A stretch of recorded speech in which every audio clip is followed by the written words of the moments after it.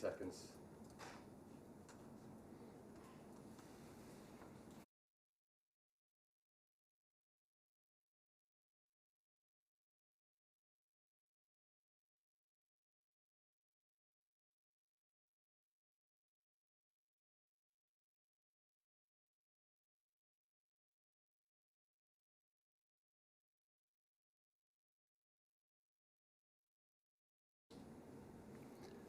Thank you very much for tuning in today. And if you are tuning in live, thank you for choosing me over both This Morning and Crime Watch Live. I'm glad to be doing this speech as part of Labour's 2021 election campaign. Now, as a country, we have been through a year of trauma, pain and loss. And in this crisis, we have seen the best of the British people. But we've also seen how the way our country is run has fallen far short of that spirit, from the state of our welfare safety net, to our public services, to the pay of our key workers. That is why, as Keir Starmer has said, we want to go back to normal, but we cannot just return to business as usual. And the battleground in politics in the years ahead is this fight for the future, and who can rise to the challenge of rebuilding our country in a way that tackles the insecurities and inequalities we face, and which matches who we really are. And at the heart of that fight for the future is the climate emergency. My argument today is this. First, the climate emergency is a daunting threat, and the scale of change we need is enormous, but it is solvable. Second, we must meet this challenge in a way that addresses the deep inequalities and insecurities we face, creating a fairer society, not baking in unfairness. Third, I don't believe the Conservatives can secure the transition we need because they don't fundamentally get the role of government to make the transition happen and make it happen fairly. And fourth, I will set out today how the approach we need can meet the moment, both for workers and consumers in a crucial sector of our economy, the automotive industry, a litmus test of whether we can plan and deliver a greener, fairer future or not. So first, we know we're in the decisive decade when it comes to the climate emergency. The science tells us that the actions we take as a country and indeed as a world between now and 2030 will be defining for generations to come. And you know, while climate change can often sound like an abstract threat, it isn't. In my constituency in Doncaster in 2019, we saw floods which led to thousands of families being evacuated and hundreds of homes being flooded, often for the second time in barely a decade. An event which was characterized as a 1 in 100-year happening, occurring twice in 12 years. You can't imagine the pain, loss, and heartache of being flooded out of your home until you've experienced it, or been with those who have. Climate change is not some future crisis. It is here now, and it will get worse if we do not act. And it will be those who can least afford it who will be hit the hardest. That's why tackling the climate threat is central to building a fairer society. And just as we need to act internationally together at the COP26 summit in Glasgow in November, so too here at home. That takes me to my second point. The need to tackle the climate threat in a way that addresses inequalities and creates a fairer country. As we rise to this challenge as a country and as a world, we will have to transform many of the things we do. The way we travel and the cars we drive, the way we heat our homes, the way we use our land, the way we power our country. That sounds daunting, and it is. Nobody should be under any illusions about the scale of the task we face. Yet there is something absolutely crucial so often missed in this debate. As we go about making this transformation, it forces us to think about what kind of country and economy we have now and what kind of country and economy we want to have in the future. This green transformation could make us a fairer country, creating good, secure jobs wherever people live, cleaning up the air we breathe and tackling air pollution, protecting nature and giving people access to the green spaces we've all valued so much during lockdown, ensuring everyone has a warm home with affordable energy bills, and helping to tackle the deep inequalities we face between our regions. All of these issues can and must be tackled as we confront the climate threat. What we cannot do is put a green coat of paint on our unequal, insecure economy. For Labour, tackling these injustices is the absolutely central mission we face when it comes to the climate emergency.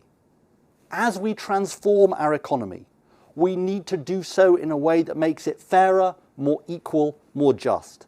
And we must ensure we do not bake in unfairness by failing to protect workers and investing in skills, by failing to back our manufacturing businesses and supporting them to decarbonise, or imposing unfair financial burdens on people across the country.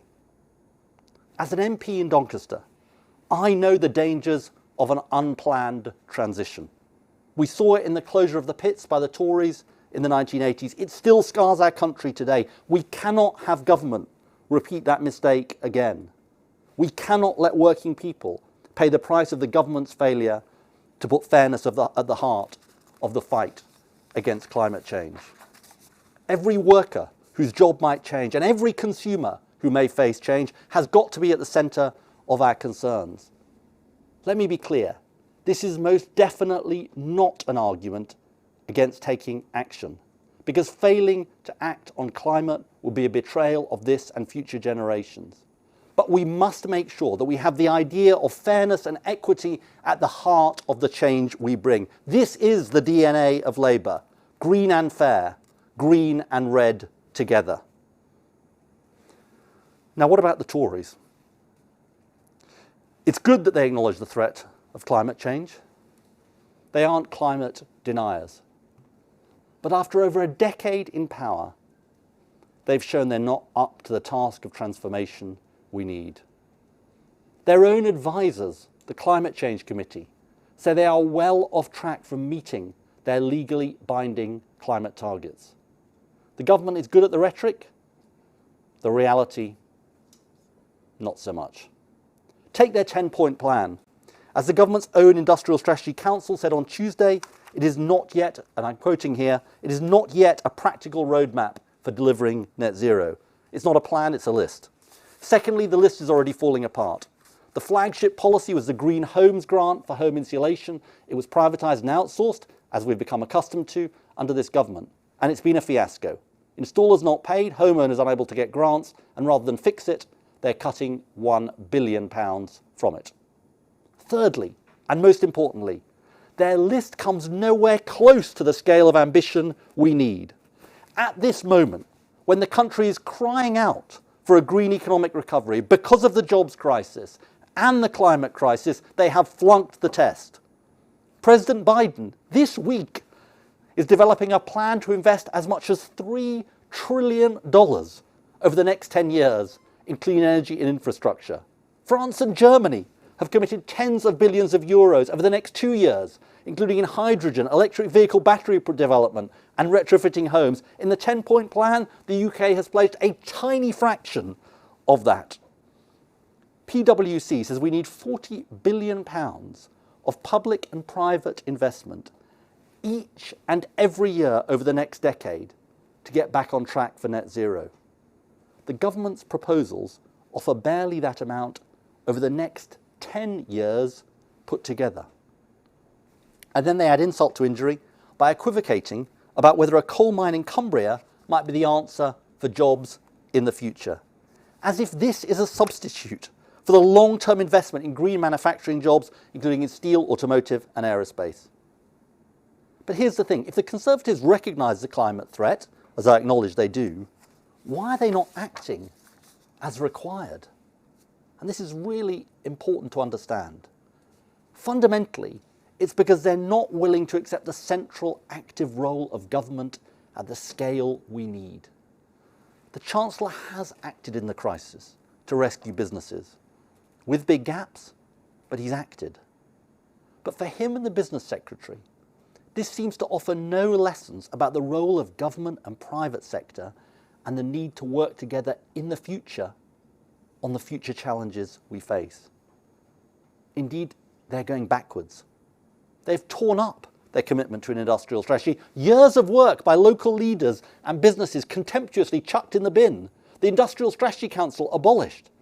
Just at the time we need government, business and unions working together to rebuild our country, to develop a plan for the future, we profoundly disagree, and so does British business. Listen to Tony Danker, CBI Director General, a few weeks ago, and I quote, "Build back better is easy to say, but it's much harder to do. It needs a vision, a plan, and a consensus as a nation to pursue it." Quite right. The government's approach, though, is not an accident. It's what they believe. The Business Secretary has written contemptuously, and I quote, "of the false belief in the value of industrial policy based on a sense of entitlement in our country." They believe the market, mainly on its own, can solve the problems we face. But the climate challenge is so great, so urgent, so profound, this will not work. The risk of the Conservative approach is that they won't take the action equal to the threat. They will squander the opportunities of the green transition. And what's more, because of their faith in the market, they risk the transition being unfair to workers and to consumers. The climate transition will bring big change. Government is the essential instrument to ensure the benefits and burdens of that change are fairly shared. And if you're sceptical about the role of government, and they most certainly are, you will never achieve the transformation to a fairer, more equal economy. So what would Labour do differently? Well, it starts with the call we made last November for a £30 billion green stimulus to be brought forward to create 400,000 jobs across the country, the first step in a Green New Deal. There are so many jobs that need doing. Manufacturing jobs across our country, jobs in creating the green spaces we need, not just tackling the climate emergency, but the nature and biodiversity crisis. Jobs insulating homes, jobs building infrastructure in our towns and cities for walking and cycling, jobs building the flood defences our country need to protect places like Doncaster, jobs installing the digital networks, part of a green economy, jobs that could tackle the unemployment crisis, particularly facing young people, and set us on the right path for the green transition and to tackle the deep inequalities we face. Now, today I want to focus on one specific area where this investment is essential, our automotive sector.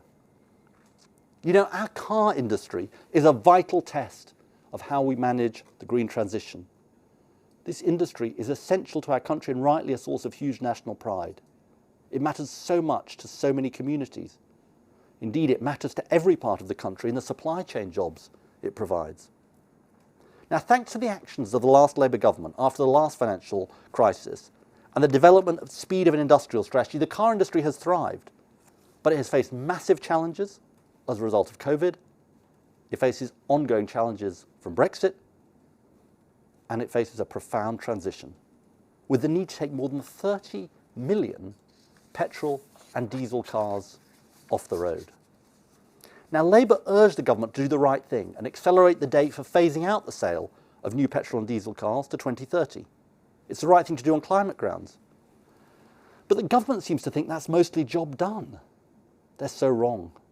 You cannot impose a massive transition on an industry from Whitehall and then wash your hands of it. It's not fair. It will damage our manufacturers, and it will mean we don't take advantage of the huge opportunities for the industry, which with the right support could secure its place as the world leader in the electric vehicle market.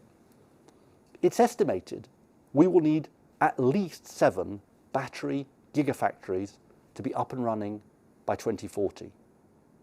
If we build these gigafactories, the Faraday Institution estimates almost 80,000 new jobs will be created. But if we do not, they say we could see more than 100,000 jobs lost. So there are massive opportunities for us as a country, but there are risks. And we are significantly behind where we need to be if we're to deliver this transition and do so in a fair way.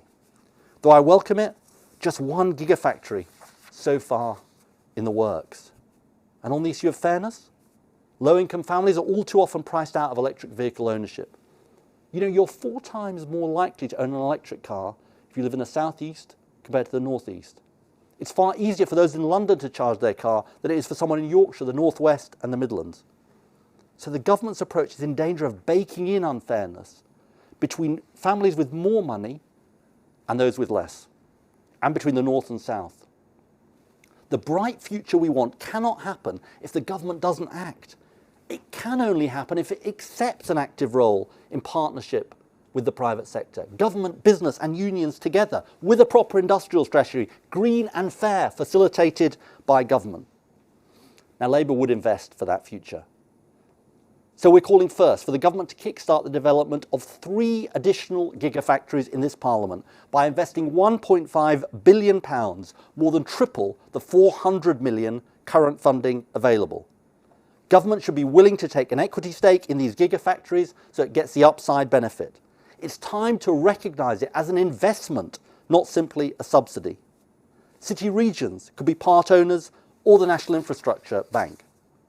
The government says that Britain and the world are in a competitive age. We agree. We're in a global race on electric vehicle production. So why are we still stuck in first gear? Second, we need to make electric vehicle ownership affordable for people with lower incomes, not just the better off. Now, while the lifetime cost of an electric car will soon actually be less than the lifetime cost of a petrol and diesel car, that doesn't solve the upfront cost problem of electric cars. The government are cutting the plug-in grant and increasingly leaving it to the market. Now that means the richest will be okay, but everyone else won't. That fails the climate fairness test. For the minicab driver who relies on their car for work and is thinking the price of an electric car is simply out of reach. For the commuter who relies on their car, but is also worried about being priced out. That's why we propose 2 interventions. A loan scheme to meet the upfront cost problem head-on. By providing a long-term interest-free loan, we enable people to better afford the upfront cost, and then as they recoup the savings from the lower running costs of electric vehicles, pay it back. They win by being able to go electric. We all win by cutting air pollution and accelerating the green transition and stimulating the market. We propose these loans are available for second-hand electric cars too. And also, secondly, we propose a scrappage scheme for 1 year initially to make it possible for people who want to trade in their old cars. The third part of our plan is we need to tackle the problem of charging points. The current approach is not doing enough to put them in the right places. So we should invest in accelerating the rollout of charging points, tackling the regional disparity the government is baking in, to make it easy wherever you live to drive an electric vehicle. And our proposal is to give a mandate to the National Infrastructure Bank to do precisely this. So this is our initial plan, a down payment on further action. 3 new additional gigafactories funded this Parliament. Help for consumers so the transition is fair. Action on charging points to tackle the regional divide. Altogether, more than doubling the investment in the automotive sector, competing with Germany and others. Allowing British manufacturers to lead in electric vehicles and sell them to the world. A green transition which secures the industry's future, creates jobs across the country, cuts air pollution and is fair for all. And of course, we also need action to sort out our privatised rail system, the scandal of the deregulated bus network, and improve walking and cycling. And this example of what we can do in automotive is just the start. The same is true of so many of our manufacturing industries, including our steel and aerospace industries. There is a positive future to be written for our communities up and down the country, but it won't happen by accident. It won't happen if we leave it to the market. It won't happen if we don't think big and boldly. It won't happen under the Conservatives. Let me say this finally. The climate threat is huge and it is daunting. We are already feeling its encroachment upon us. But it is solvable. The limits we face are not mainly technical, but of imagination and political will. This must be the battleground of politics in the years ahead. The next election must be a climate election because the stakes are so high. And if the Conservatives too want the next election to be a climate election, I say, bring it on. We look forward to fighting it out as to who can serve our country best on these issues. Who can really tackle our injustices and inequalities as we make the green transition? Who can take the bold action we need? We owe it to our children and our grandchildren to do so. And we also owe it to ourselves for the better, fairer, more just, greener world we can create today. Thank you very much. And thank you for, as I say, for tuning in. I'm glad to say that we've now got some questions from some journalists, a number of questions, and hopefully they are going to magically appear on my screen when I say their names, and if they don't, I will fill in or play some music or something. First, we have Jerry Scott from the Yorkshire Post. So, Jerry, over to you. Hi, Jerry. Hi. Seamless. Thank you. The newly established Yorkshire and Humber Climate Commission said last week exactly what you've been saying today, that any transition must be fair and it must be just. But kind of wider than electric vehicles and on green energy, which, as you'll know, has massive opportunities for Yorkshire, what can we do besides just providing jobs to make sure people in areas like Yorkshire are ready to step into those jobs when they're available? It's a really good question, Jerry. And actually, I chaired our own climate commission in Doncaster at the request of our brilliant mayor, Ros Jones, to precisely look at these questions. I'd say a couple of things to you. Look, I think firstly, there are massive opportunities in our region. So if you think about carbon capture and storage, which I've been working on ever since I became a member of Parliament, there's huge opportunities. Offshore wind, we have massive opportunities. We've still got to do a lot more when it comes to production in offshore wind. Hydrogen, I mean, the examples and opportunities abound. And the other thing I would say, though, is, we often and rightly talk about these industries, but also work as as important as retrofitting homes can be a huge opportunity for our region. The Climate Change Committee says 200,000 jobs, I believe, could be created across the country. But you are so right about this, which is the skills agenda, and skilling up the workforce is absolutely essential. And this is kind of what I'm saying today, is that we need boldness end to end here, not just in working with the private sector to create the jobs in all the industries that I've talked about, providing the skills.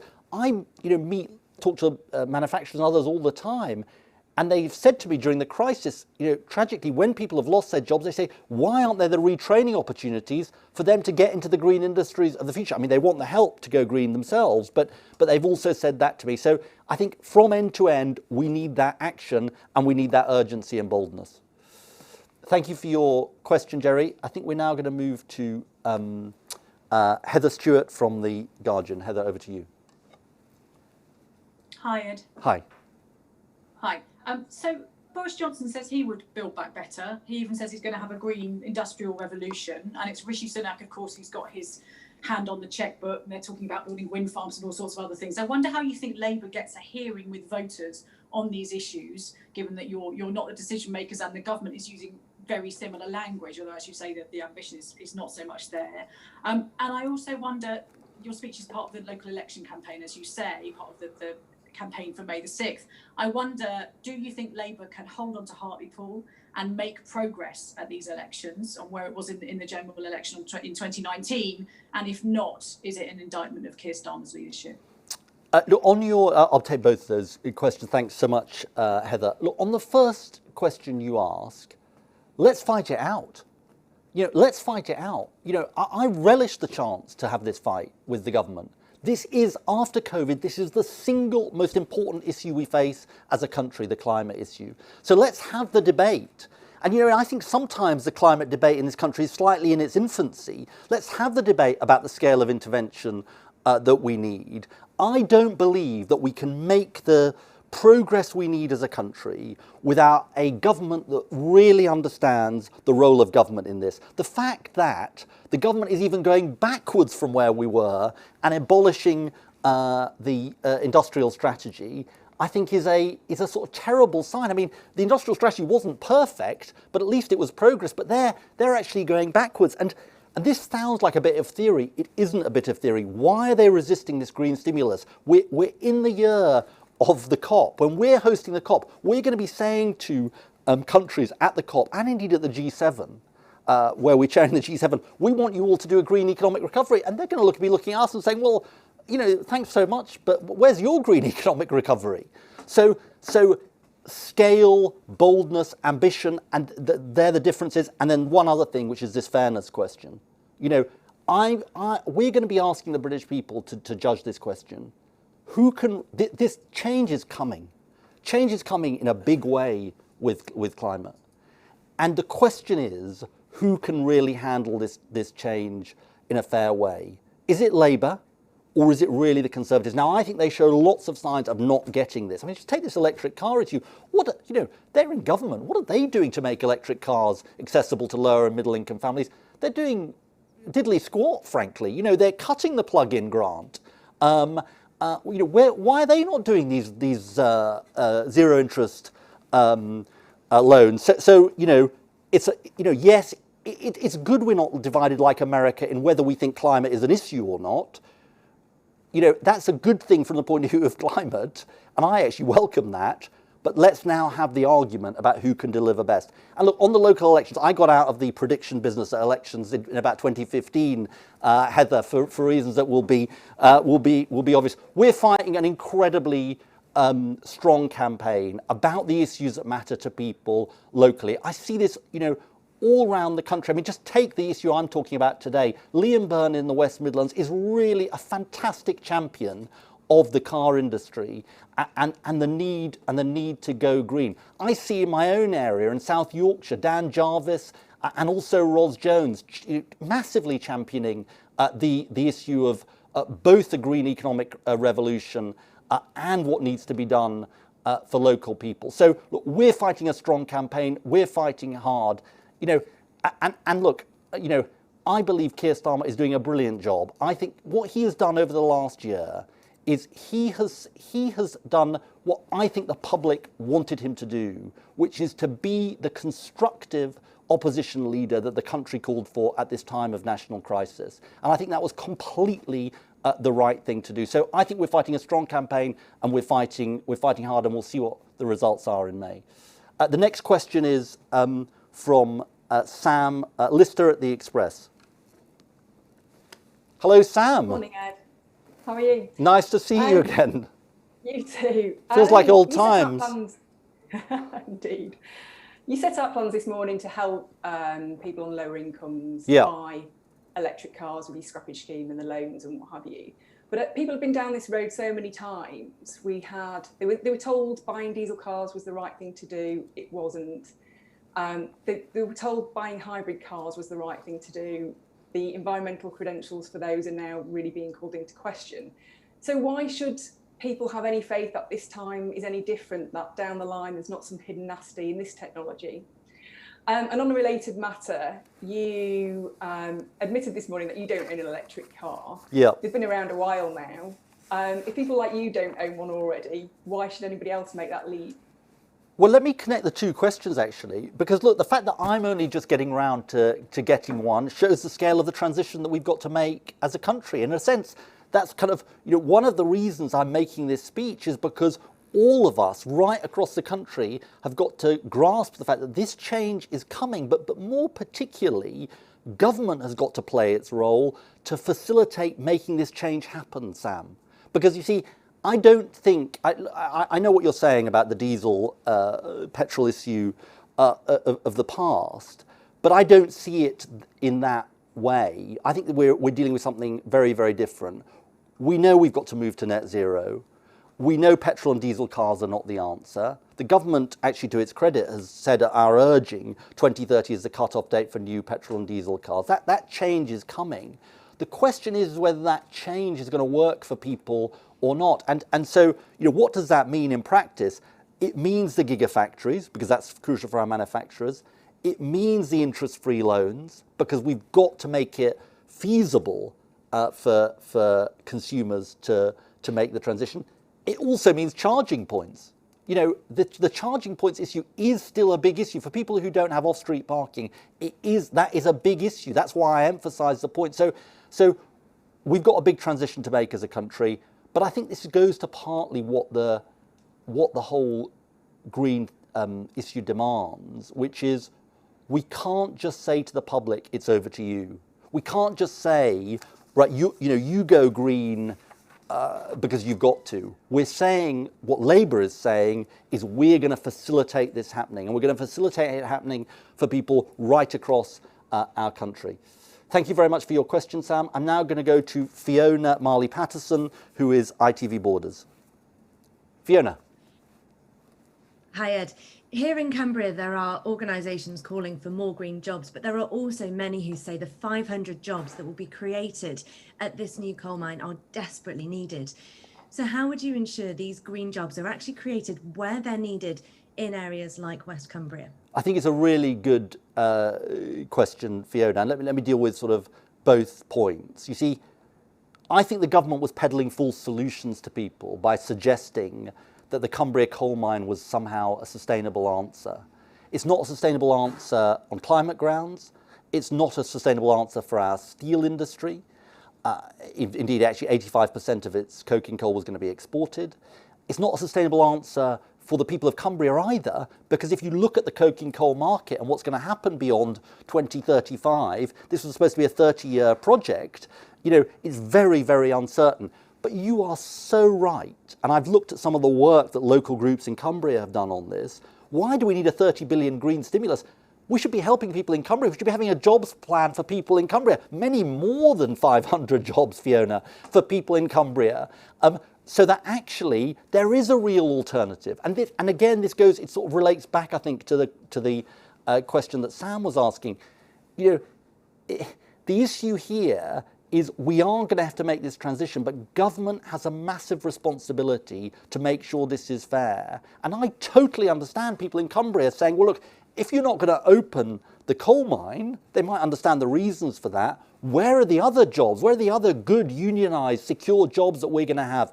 And that's what Labour's plan would facilitate. And I think that's the obligation we owe people in Cumbria.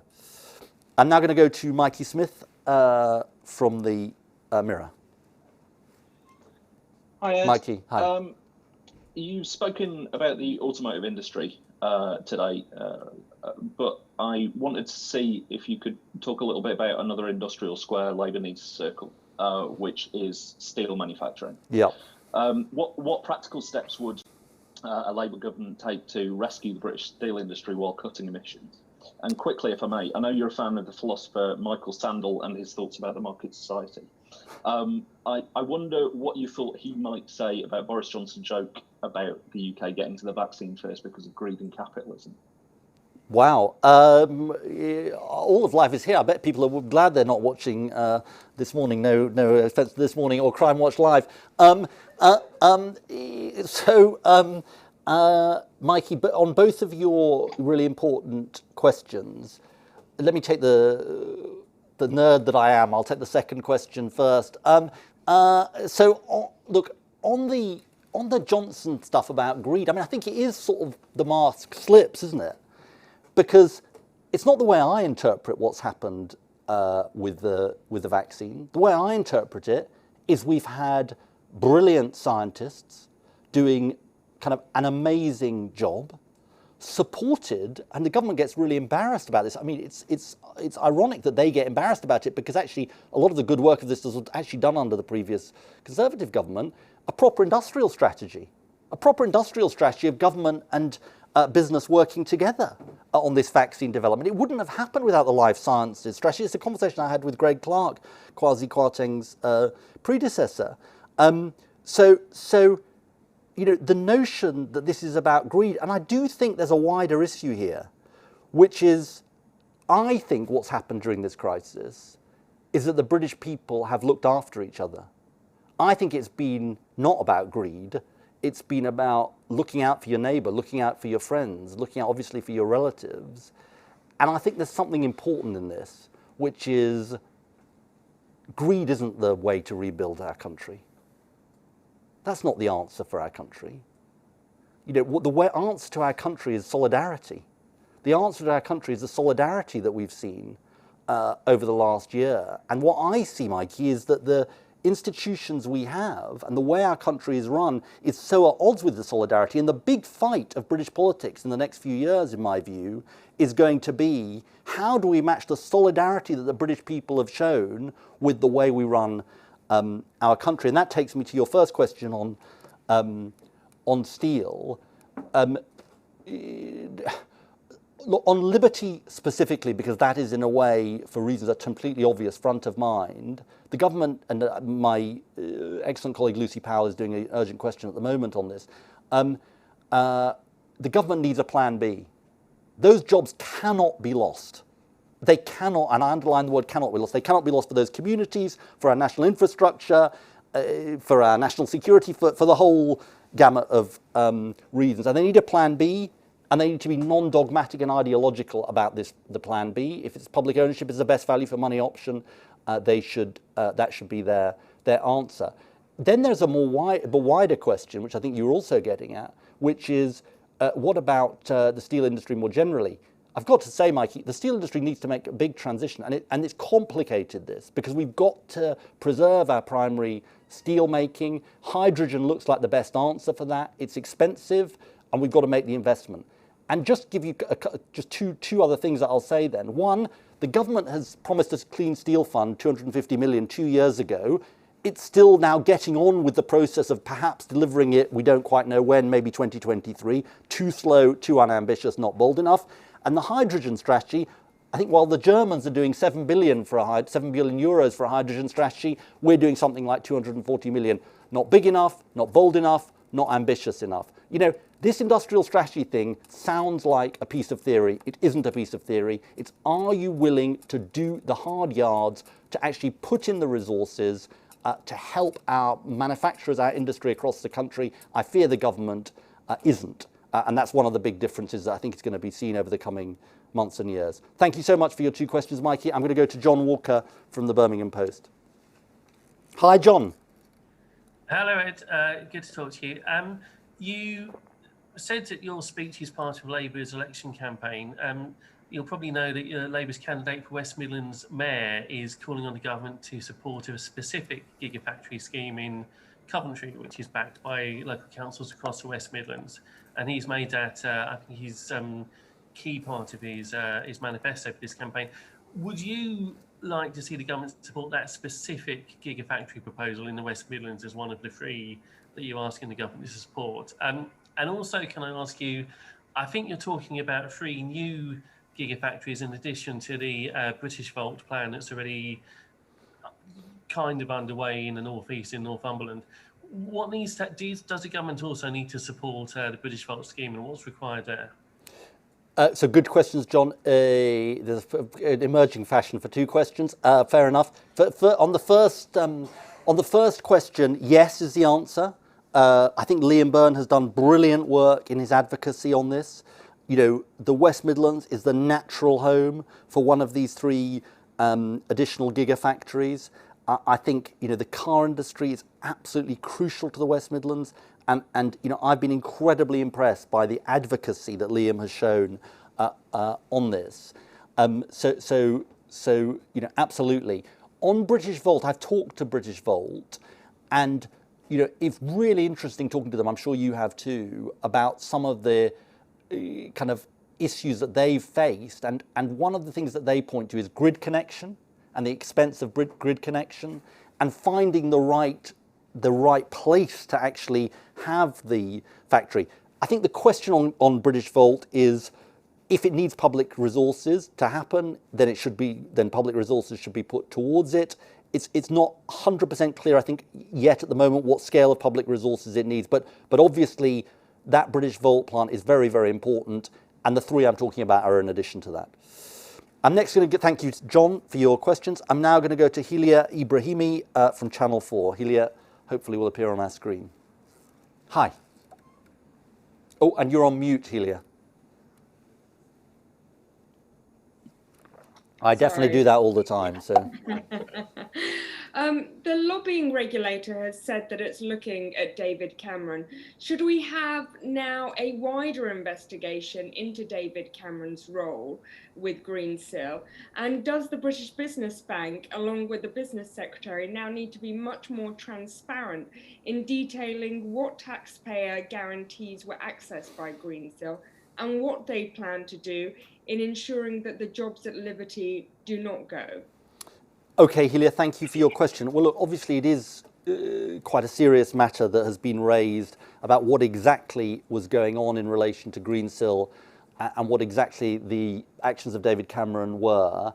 I think it is right that there should be an investigation. I don't know what, you know, engagement David Cameron had on this issue. I just have seen the press reports, indeed by you and others. But I think there does need to be an investigation. I think it's the right thing to do. I think if I were in government and it was about someone as senior as a former Prime Minister, I would want an investigation to take place.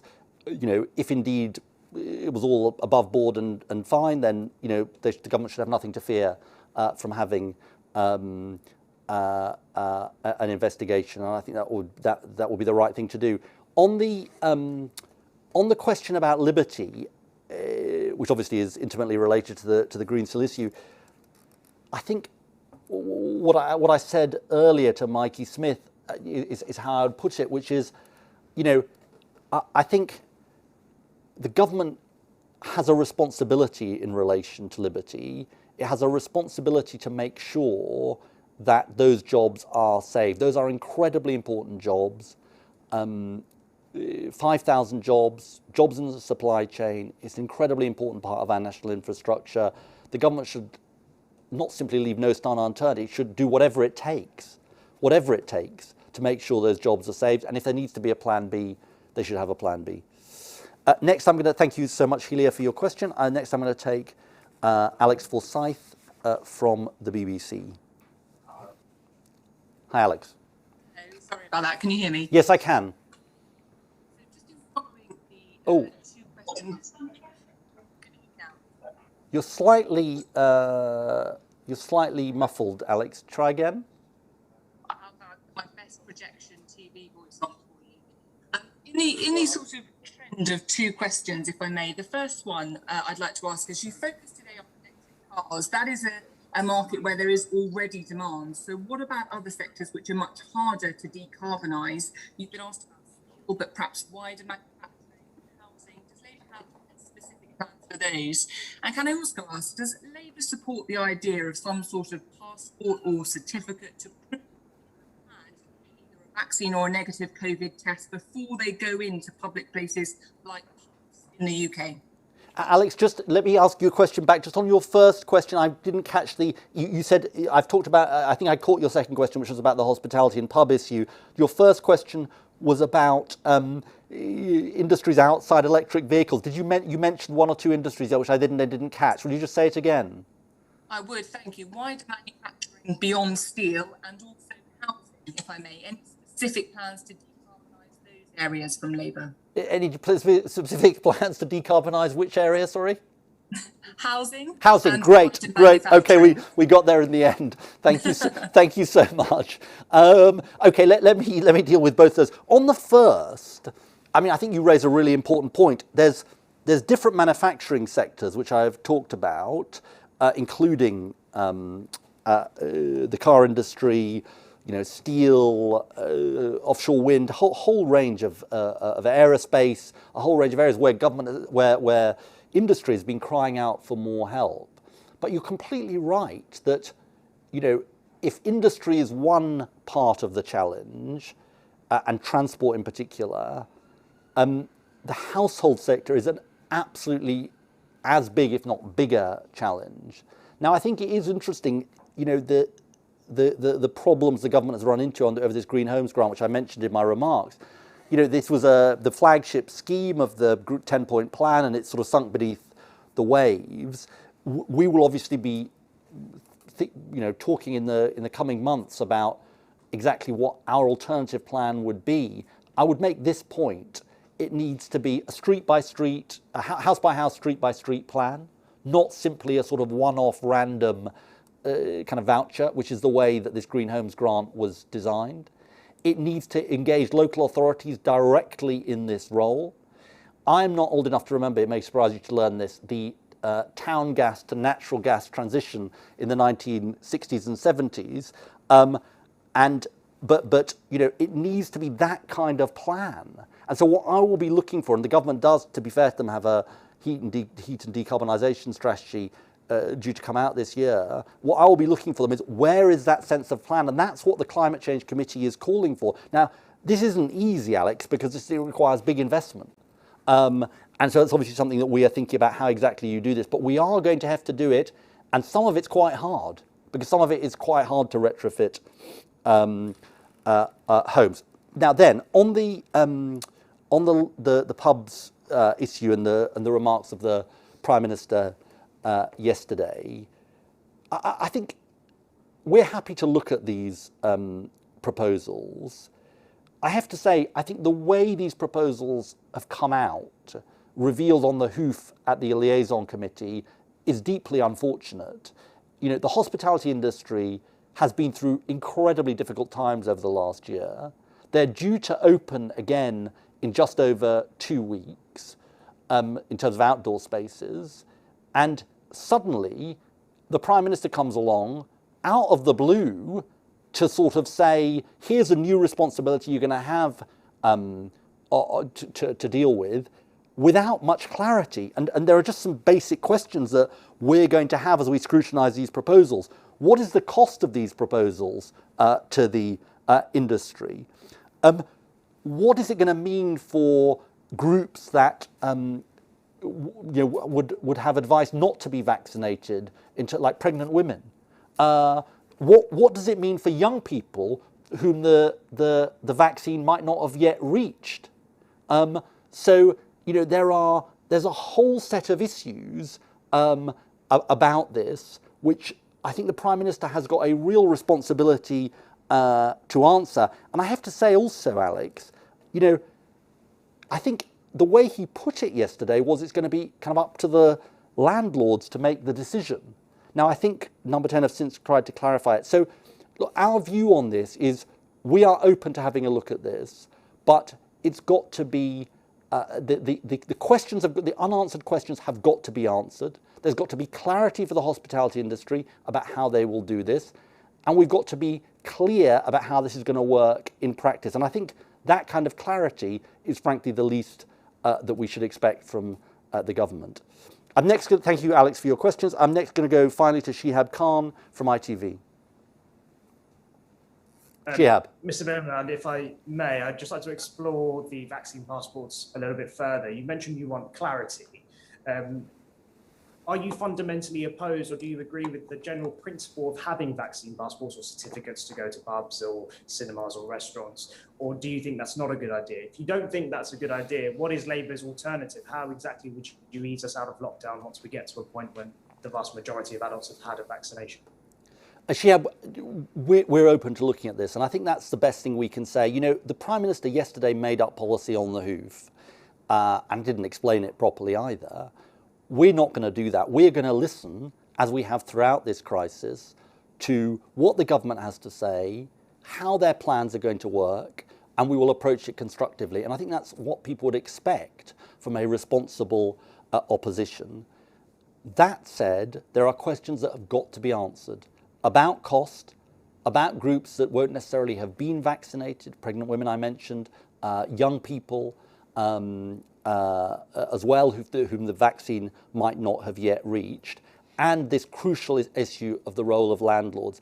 You know, the thing, as somebody who spent a lot of time talking to the hospitality industry during this crisis, the thing that has made a difficult situation for them far worse is feeling like they don't know where they are, they don't have clarity from the government, things come as a bolt from the blue without warning. They want to protect people's public health. Indeed, the hospitality industry up and down this country has taken extraordinary measures to try and protect public health while at times remaining opening. But they are owed clarity by government. We will judge the government's proposals fairly. We will look at what they come forward with, and as a responsible opposition, we'll make a decision on that basis. Thank you very much to all of our questioners. Thank you very much to all of you for tuning in today. Please continue to follow the work of the Labour Party on the climate emergency and be part of our elections 2021 campaign. Thank you very much.